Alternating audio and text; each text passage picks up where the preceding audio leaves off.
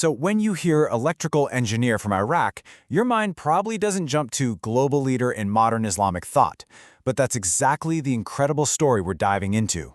We're going to explore the life of Dr. Hisham Al-Talib, a true visionary thinker and the current president of the International Institute of Islamic Thought. And before we get started, we've got to give credit where it's due. This whole explainer is based on the amazing, in-depth research of Professor Dr. Salah Abdelsami Abdel-Razek. He's an expert in education who really pieced together Dr. Al-Talib's incredible impact. I mean, wow. That quote just hits the nail on the head, doesn't it? An educational and institutional engineer. It tells you everything. This wasn't a guy just thinking deep thoughts. No, he was a builder, an architect. So let's get into how he actually did it. All right, here's our game plan. We'll start with the engineer of thought, see how he moved from engineering to community work, then look at how he built leaders and institutions, break down his specific methodology for change, and finally, explore his lasting legacy. So where does a story like this even begin? Well, you might be surprised. It doesn't start in a traditional religious school or a philosophy classroom. Nope, it all starts in an engineering lab.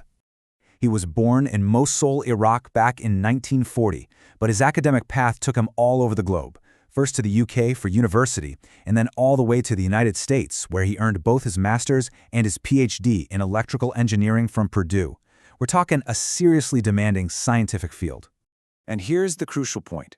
He didn't just, get his engineering degree and put it on a shelf. Not at all. That training, that whole way of thinking, became the very foundation for everything that came next. It gave him this unique, systematic, and methodical approach to everything.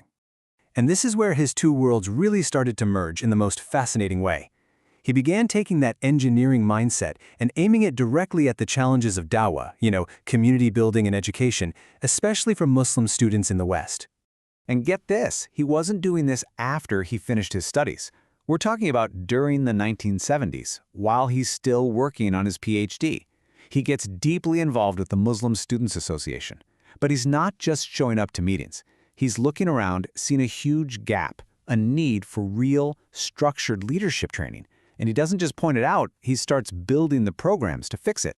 All that work led him to this huge aha moment. He realized that passion, that slogans, they just weren't enough. To tackle modern challenges, you needed a blueprint. You needed a real methodology, a plan for building not just strong organizations, but strong character. Now, a realization like that, for a man like Dr. Al-Talib, isn't just a thought you write down. It's a call to action, and it led directly to the single most significant institutional project of his entire life. The year is 1981.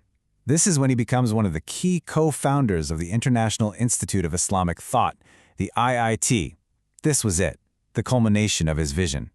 And, of course, this is the very institution he now leads as president, having taken over from the late, great Dr. Abdul Hamid Abu Suleiman.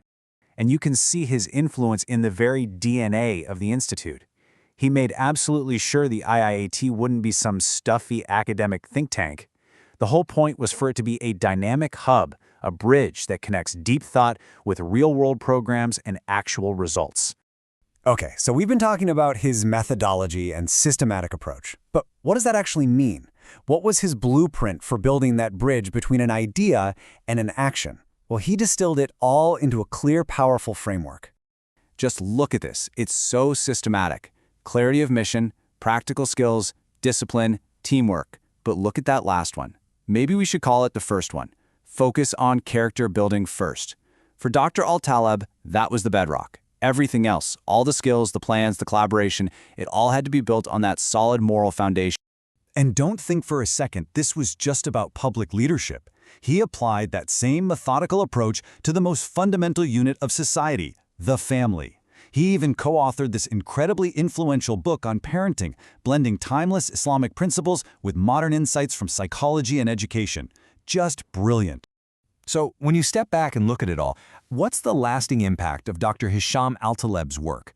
It's a legacy of thought in practice. It's a living, breathing framework for putting knowledge into action, and it continues to thrive today. And you can see this focus on the practical right in the titles of his major books. I mean, a training guide, a covenant of honor. These aren't abstract theories, they're practical manuals designed to be used by people on the ground.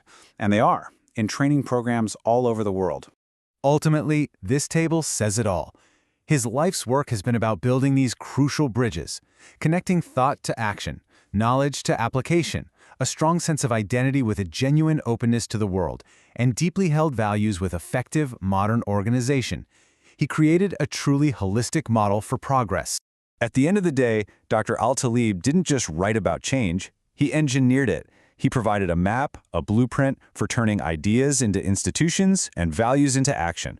That's a legacy that continues to shape and empower communities right now as we speak. And so his journey leaves all of us with a powerful question. He showed us how to build bridges between what we believe and what we do. So the challenge for us is this: what's the gap in our own world that needs a bridge? And what's the very first step we can take to start building it?